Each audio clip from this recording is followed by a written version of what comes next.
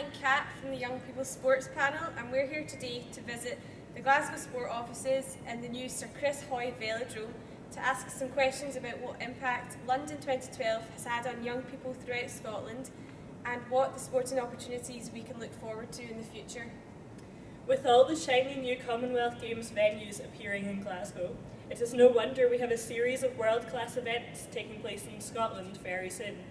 These include the 2013 World Youth Netball Championships, the 2013 World Juniors Track Cycling Championships, the 2014 Ryder Cup, the 2015 World Artistic Gymnastics Championships, and the 2015 European Swimming Championships. And all of these amazing events are only the start of an amazing era for Scottish sport. Do you think that Hampden has given Scotland enough Olympic fever to inspire Scottish young people? Oh, I think Hampden definitely gave us the Olympic fever. We were involved in the Glasgow Ambassador programme. We recruited, trained and coordinated the 180 volunteers that all welcomed all the visitors to Glasgow who were coming to watch the football at Hampden. We were all surprised at the number of people that really got involved and the great family and carnival atmosphere at the games themselves. But I don't think it's just that. I think it was the torch relay as well. A couple of weeks before that, thousands of people came out to watch the torch go by, and also, of course, the success of all the Scottish athletes at the Olympics and the Paralympics themselves. So do you think that the amazing stories of the Games makers at London 2012 will inspire more people to volunteer at Glasgow 2014? Definitely, there's been a lot of high-profile coverage about the success of the Games Maker programme, and there's been a lot of high-profile people, like all the speeches and the closing ceremony, they've been highlighted that the Games wouldn't have happened really without them. So the amount of press coverage has shown it in such a good light. A lot of the guys from our team have been down to London as well, and were Games makers, and have came back raving about the experience they had and just how smoothly the whole thing went. So, and they've been going out and doing talks and speaking with young people and just inspiring them about how their experience. And it shows as well that the amount of inquiries we've had about how to volunteer for the 2014 Games, I know the OC have had the same kind of interest, and like the Glasgow Volunteer Centre, there's a lot of interest in people looking to get involved here, not just in 2014 but in the build up to it as well, which is key. So it really has been a great success, the Games Maker programme, for kind of setting foundations for Glasgow 2014. Can you explain to us what impact Spots v Stripes has had on the communities it has visited? Well, the main aim of the Spots vs Stripes programme was to encourage a greater sense of community spirit. The point of each of the sports events was to target more local, deprived areas around the city, encouraging families and older adults to all take part in sport and have that opportunity to play sport and learn about physical education and games. So all the different events have been large and small, citywide, or just right in at local areas, with a whole variety of games just depending on the event and the people that were coming along themselves. Some of them were open days and community days, and then other events were going along to sheltered housing complexes and providing games and bowls and giant Jenga for older adults. I think what else is Spots v Stripes brought to the community was an element of volunteering as well. It empowered the people within their communities to get involved within their communities. There was a great ambassador programme that recruited a large number of volunteers and went out and delivered these events, and just to give that people the sense of community spirit, empowerment, and doing things within their community was really, really good. And it gave a really good sense of the programme that there was something to move on to. A lot of the guys have started with Spots v Stripes, they've now went on to volunteer at different events, national events. They were lucky enough to be taken down to Cadbury's World. They were down at the Paralympics as guests, and had really a lot of opportunities, and it's really heightened people's enjoyment of the Olympics through a different method. Can you explain to us how community sport hubs will help the community to achieve the aims of the 2014 legacy? The key part of Community Sports Hub for me would be getting local people within a localised area within the community to come together to work to try and improve sport within the local community. This could be old people, young people, sporty people, people from all over the community, come from all backgrounds, to come together and work together to try and improve the sport infrastructure. For example, I work in Easter House in Loch End, and it's about trying to get clubs big and small, with big facilities, no facilities, trying to get them all to come together and work together for the better of the community.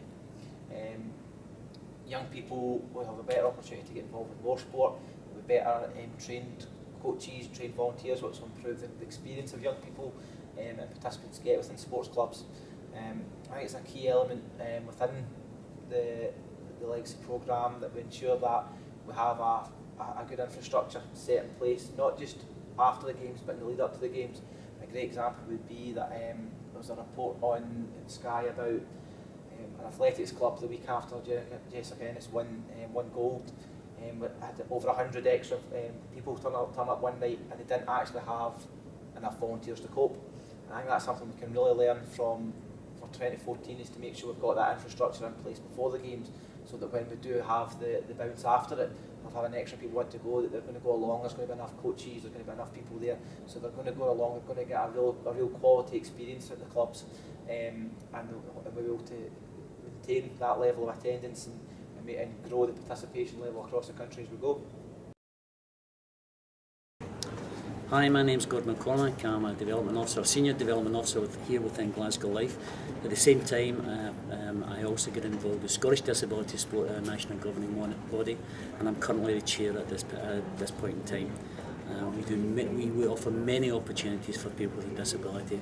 We'd just be delighted to offer support, help, and make sure that the opportunities are there for everybody. What opportunities are there for disabled young people in Scotland to get involved in sport?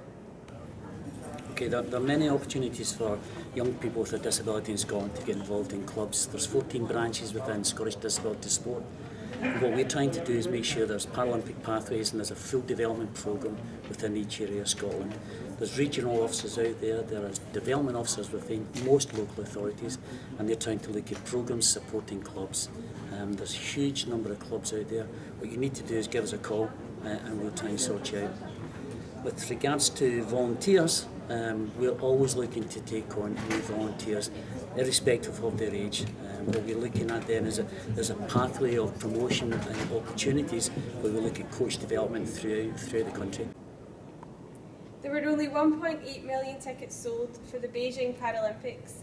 In London, there were 2.7 million. Why do you think there were so many more Paralympic tickets sold this year? I was amazed at the number of general public that were there at Paralympics. There was 250, 300,000 people in Olympic Park alone every single day.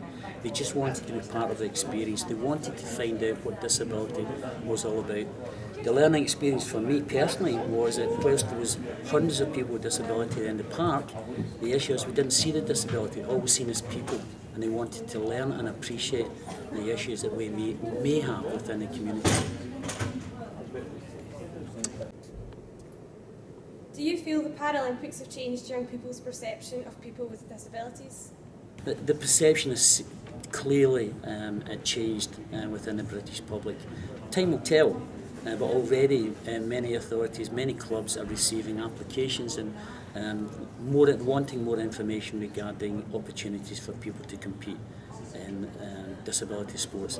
The issue for me then is that we have to look at grassroots development before we start looking at elite. But if we can capitalise on the sort of excitement that's come out of the 2012 Games and particularly the Paralympic athletes, then there's only one way forward, and that's upwards and onwards.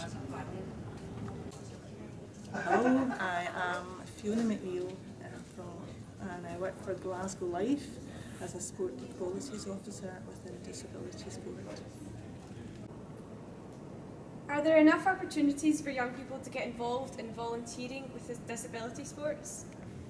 There are opportunities for volunteers to get involved in programmes, obviously through their volunteer programmes within Glasgow Life, and also by contacting individuals and organisations within Glasgow. So yes, there are opportunities. People might have to go through disclosure checks, etc., but I would say that there are quite a number of opportunities, and we're always delighted to get volunteers onto the programmes. Back our bids!